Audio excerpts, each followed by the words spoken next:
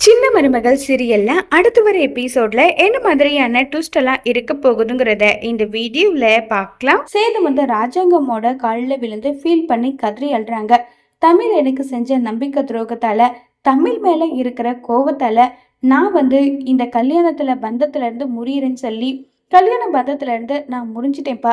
இது தமிழ் கூட சேர்ந்து என்னால வாழவும் முடியாது.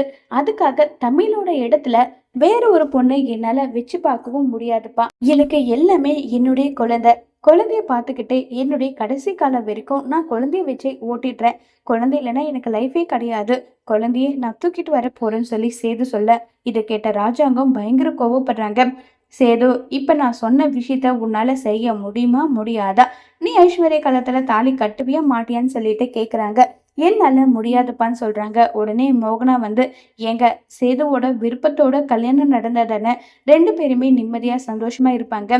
ஐஸ்வர்யாவுக்கு மட்டும் சேதுவை கல்யாணம் பண்ணிக்கணுன்ற ஆசை இருந்து சேதுவுக்கு ஐஸ்வர்யாவை கல்யாணம் பண்ணிக்கணுன்ற எண்ணம் கொஞ்சம் கூட இல்லாத போது எப்படிங்க அவங்க 2 பேரும் சேர்ந்து சந்தோஷமா வாழுவாங்க?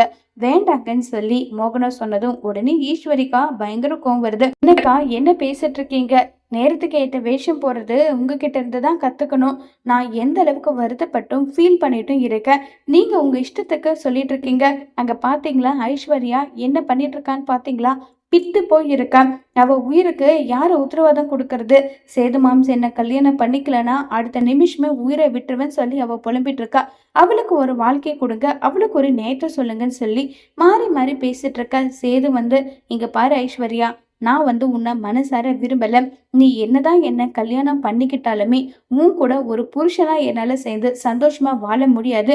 எனக்கு எல்லாமே என் குழந்தை தான். முடிவு எடுக்க வேண்டியது உன்னுடைய விருப்பம். நான் வந்து புருஷனா என்னுடைய கடமை எதுவும் செய்ய மாட்டேன். இருக்கட்டும், பரவாயில்லன்னு சொன்னா உன் கழுத்துல தாலி கட்ட நான் தயாரா இருக்கேன்னு சொல்லி சேது சொல்றாங்க. இது கேட்ட ஐஸ்வர்யா என்ன முடிவு எடுக்க போறாங்கிறத வரப்போற எபிசோட்ல வெயிட் பண்ணி பார்க்கலாம்.